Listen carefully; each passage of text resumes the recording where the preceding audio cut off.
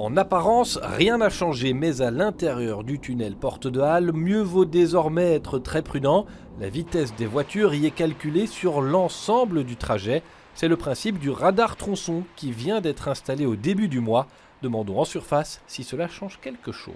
Non, parce que j'ai toujours respecté la limitation dans ce tunnel-là. J'ai vu le truc, donc c'est pour ça que je l'évite.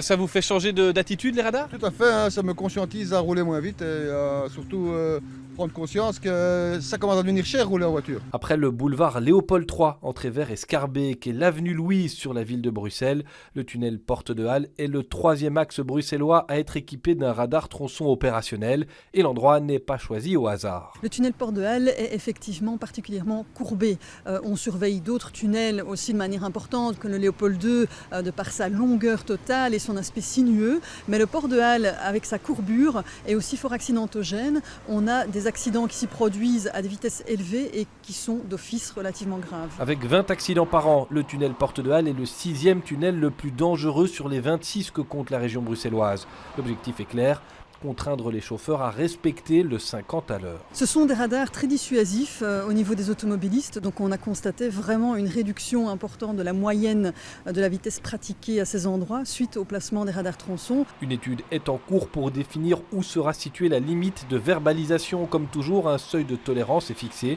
Mais Bruxelles Mobilité rappelle que tout conducteur qui dépasse de 30 km/h la vitesse maximale risque, outre une solide amende, un retrait de permis.